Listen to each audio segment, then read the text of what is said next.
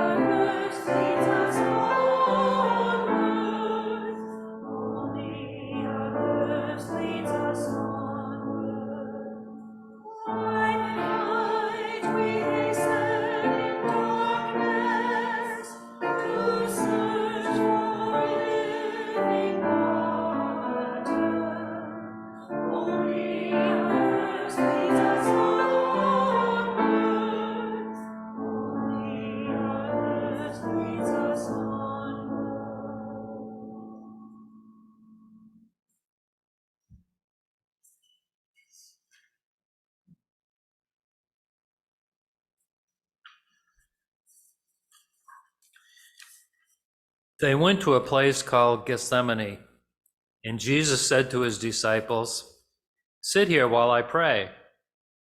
He took with him Peter and James and John and began to be distressed and agitated. And he said to them, "I am deeply grieved, even to death.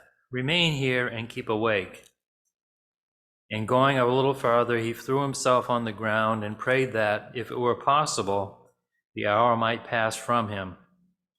He said, "Loving God, for you all things are possible. Remove this cup from me, yet not what I want, but what you want."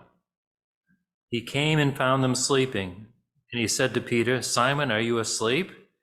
Could you not keep awake 1 hour? Keep awake and pray that you may not come into the time of trial. The spirit indeed is willing, but the flesh is weak." And again he went away and prayed, saying the same words. And once more he came and found them sleeping, for their eyes were very heavy, and they did not know what to say to him. He came a third time and said to them, "Are you still sleeping and taking your rest? Enough, the hour has come. I will be betrayed into the hands of those who want to be separate. Get up, let us be going. See, my betrayer is at hand."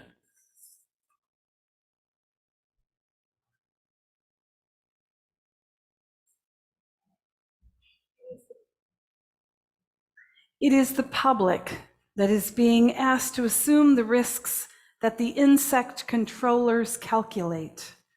The public must decide whether it wishes to continue on the present road, and it can do so only when in full possession of the facts. We still talk in terms of conquest. We still haven't become mature enough to think of ourselves as only a tiny part of a vast and incredible universe. Our attitude toward nature is today critically important simply because we have now acquired a fateful power to alter and destroy nature. But we are a part of nature, and our war against nature is inevitably a war against ourselves. The rains have become an instrument to bring down from the atmosphere the deadly products of atomic explosions. Water, which is probably our most important natural resource, is now used and reused with incredible recklessness. Now I truly believe that we in this generation must come to terms with nature, and I think we're challenged as we have never been challenged before to prove our maturity and our mastery, not of nature, but of ourselves. Let's sing together.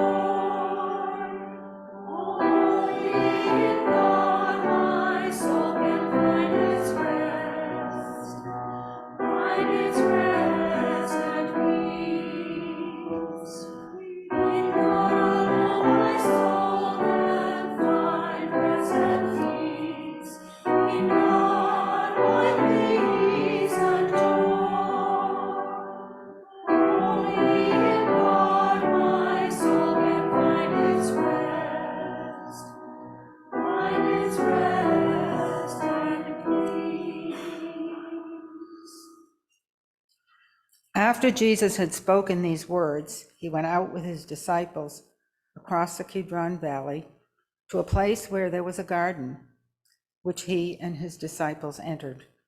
Now Judas, who betrayed him, also knew the place because Jesus often met there with his disciples. So Judas brought a detachment of soldiers together with police from the chief priests and the Pharisees, and they came there with lanterns and torches and weapons. Then Jesus, knowing all that was to happen to him, came forward and asked them, "Whom are you looking for?" They answered, "Jesus of Nazareth." Jesus replied, "I am he." Judas, who betrayed him, was standing with them. When Jesus said to them, "I am he," they stepped back and fell to the ground. Again, he asked them, "Whom are you looking for?" And they said, "Jesus of Nazareth." Jesus answered, "I told you that I am he. So if you are looking for me, let these men go." This was to fulfill the word that he had spoken. "I did not lose a single one of those whom you gave me."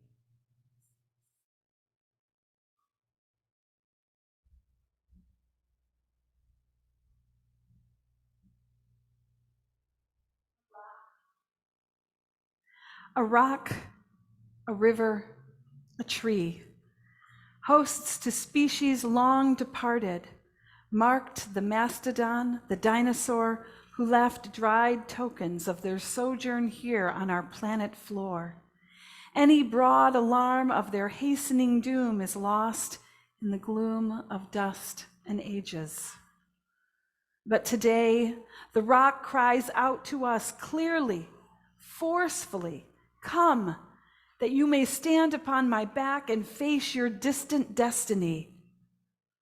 But seek no haven in my shadow. I will give you no hiding place down here.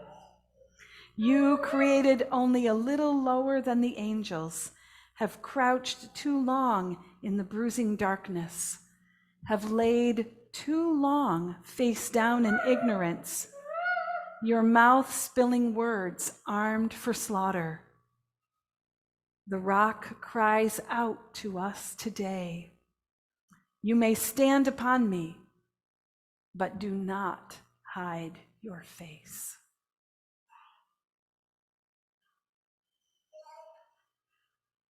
And let's sing together.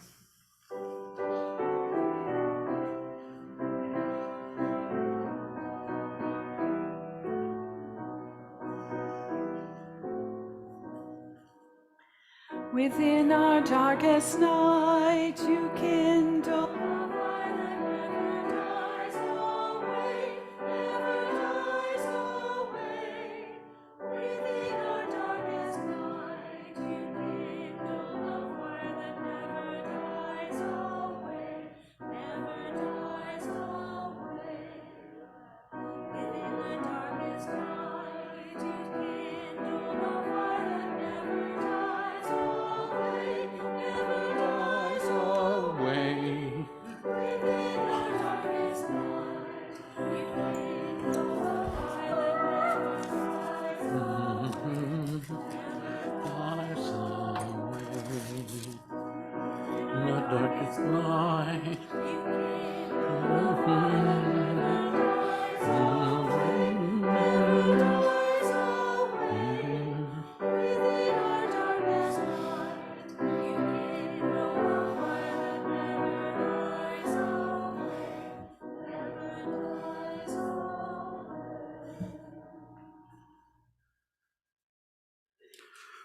First, they took Jesus to the courtyard of the high priest, but Peter was standing outside at the gate. So the other disciple, who was known to the high priest, went out, spoke to the woman who guarded the gate, and brought Peter in. The woman said to Peter, "You're not also one of this man's disciples, are you?" He said, "I am not." Now the slaves and the police had made a charcoal fire because it was cold, and they were standing around it and were warming themselves. Peter also was standing with them and warming himself. Then the high priest questioned Jesus about his disciples and about his teaching. Jesus answered, "I have spoken openly to the world. I have always taught in synagogues and in the temple where all the Jews come together. I have said nothing in secret. Why do you ask me?" And those who heard what I said to them, they know what I said. When he had said this, one of the police standing nearby struck Jesus on the face, saying, "Is that how you answer the high priest?" Jesus answered, "If I have spoken wrongly, testify to the wrong. But I have spoken rightly. Why do you strike me?" Then Annas sent him bound to Caiaphas, the high priest. Now Simon Peter was standing and warming himself, and they asked him, "You are not also one of those of his disciples, are you?" He denied it and said, "I am not." One of the slaves of the high priest, a relative of the man whose ear Peter had cut off, asked, "Did I not see you in the garden with him?" Again, Peter denied it. And at that moment, the cock crowed.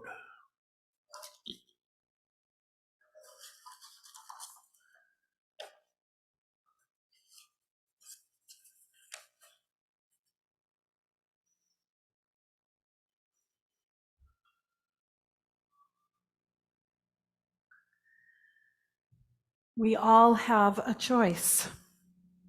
We can create transformational action that will safeguard the living conditions for future generations. Or we can continue with our business as usual and fail.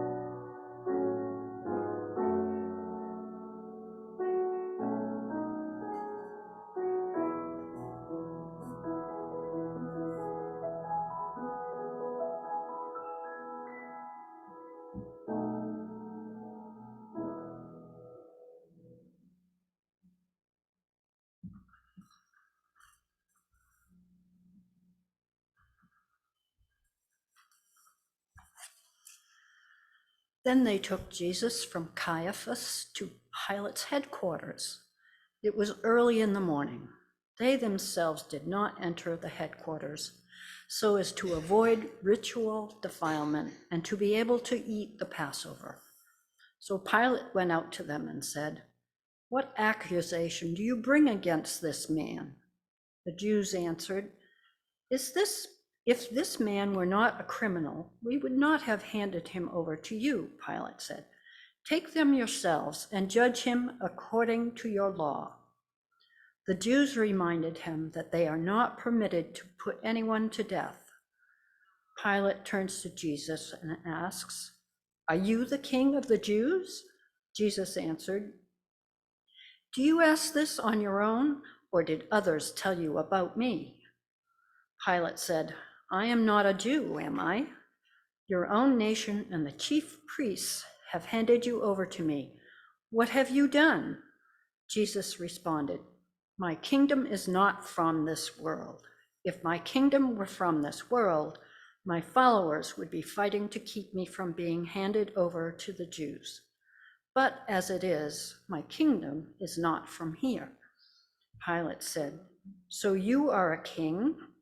Jesus replied, "You say that I am a king. For this I was born. For this I came into the world, to testify to the truth. Everyone who belongs to the truth listens to my voice." Pilate asked him, "What is truth?"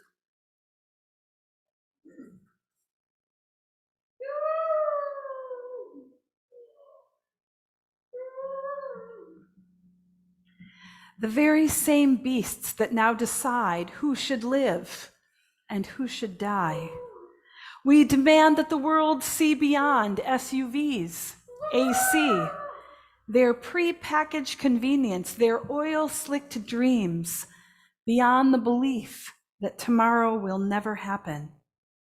And yet there's a generosity to their witness, a recognition that whoever started this trouble, now we're all in it together. Let me bring my home to yours. Let's watch as Miami, New York, Shanghai, Amsterdam, London, Rio de Janeiro, and Osaka try to breathe underwater. None of us is immune. Life in all its forms demands the same respect we give to money. So each of us and every one of us has to decide if we will rise.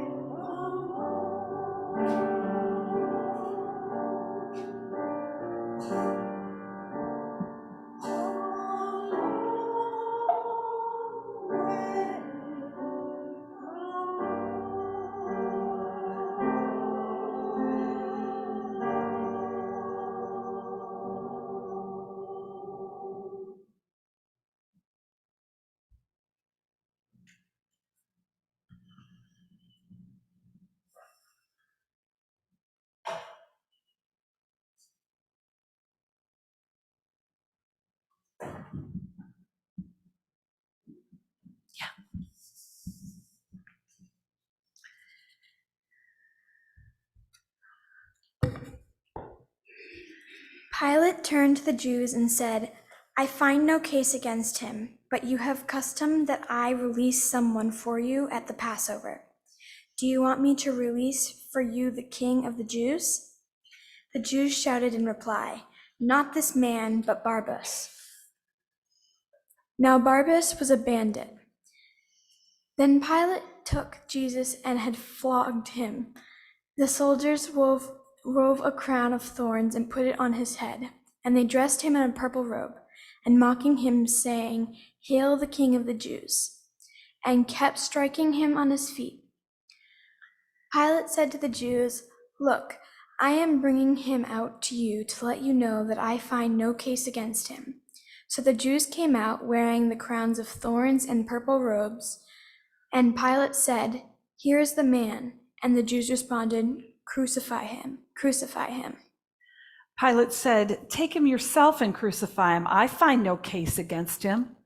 And the Jews said, Well, we have a law, and according to that law, he ought to die because he has claimed to be the Son of God. Now, when Pilate heard this, he was more afraid than ever.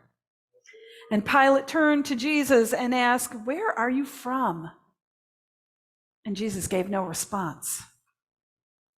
Pilate said, Do you refuse to speak to me? Do you not know that I have the power to release you and the power to crucify you? And Jesus said, You would have no power over me unless it had been given to you from above. Therefore, the one who handed me over to you is guilty of a greater sin. From then on, Pilate tried to release him, but the people cried out and said, If you release this man, you are no friend of the emperor. Everyone who claims to be a king sets him against the emperor. When Pilate heard these words, he brought Jesus outside and sat on the judge's bench at the place called the Stone of Pavement, or in Hebrew, Gabbatha. Now this is the day of preparation for the Passover, and it was about noon. And Pilate said to the new people, Here is your king. And they responded, Away with him, crucify him. Shall I crucify your king? Asked Pilate. They responded, We have no king but the emperor. Then Pilate handed Jesus over to them to be crucified.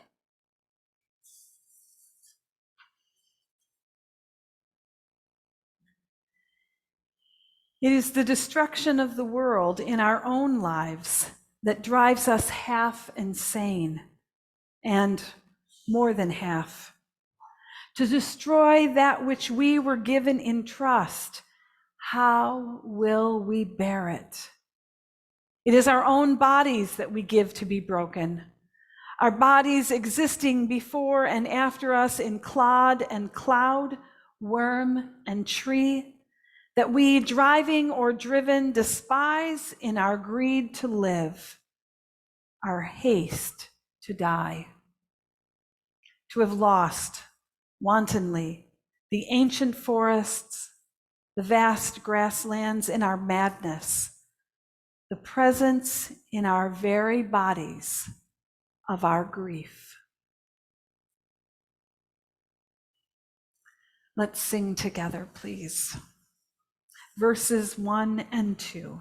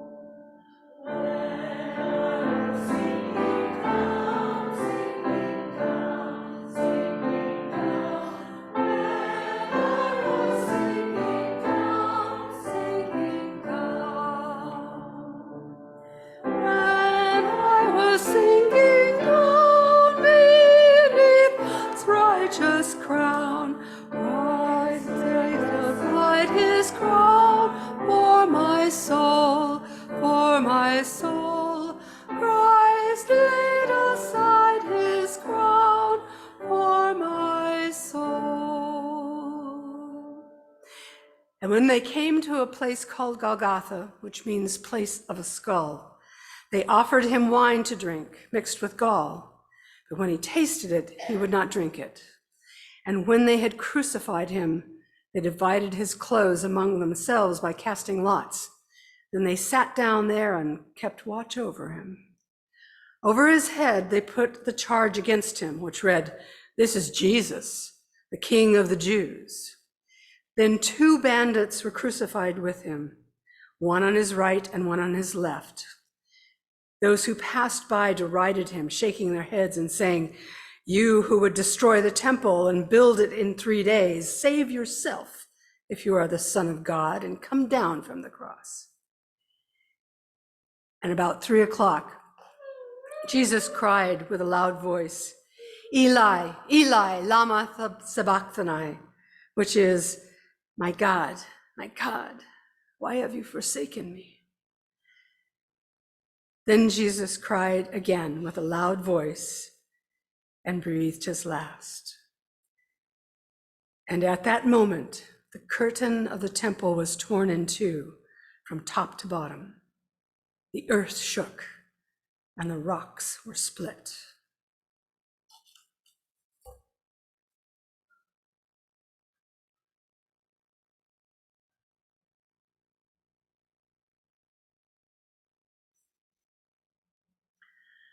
But humanity is a part of nature, and our war against nature is inevitably a war against ourselves. Let's sing together.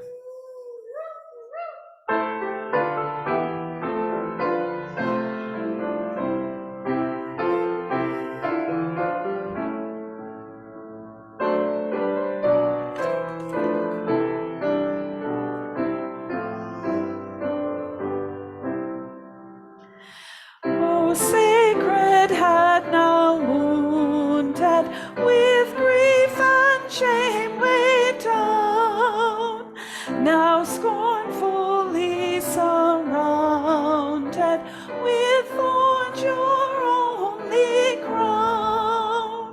O sacred head of glory, let us sing thy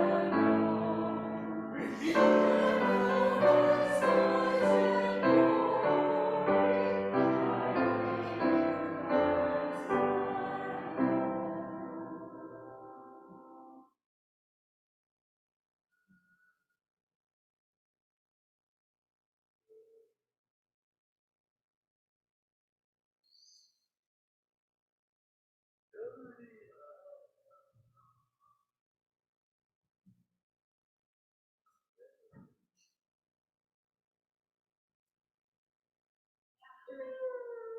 After these things, Joseph of Arimathea, who was a disciple of Jesus, though a secret one because of his fear of the people in power, asked Pilate to let him take away the body of Jesus.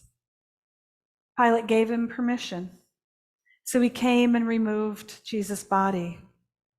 Nicodemus, who had first come to Jesus by night, also came, bringing a mixture of myrrh and aloes, weighing about 100 pounds. They took the body of Jesus and wrapped it in spices and linen cloths, according to the burial custom of the Jews. Now there was a garden and a place where he was crucified, and in the garden there was a new tomb in which no one had ever been laid. And so, because it was the Jewish day of preparation, the tomb was nearby, and they laid Jesus there.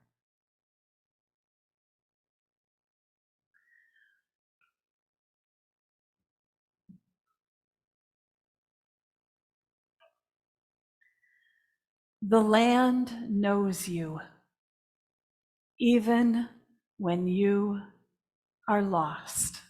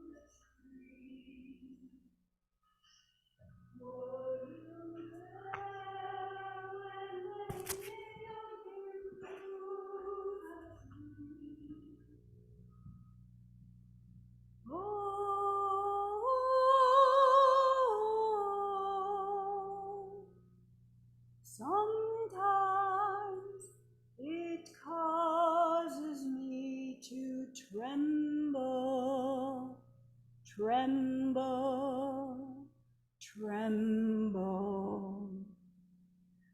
Were you there when they nailed him to the tree? Where have all the water gone? Long time passing. Where has all the water gone? Long time ago. Where has all the water gone? Our greed has lost it every drop. When will we ever learn? When will we ever learn? Were you there when they laid him in the tomb? Were you there when they laid him in the tomb?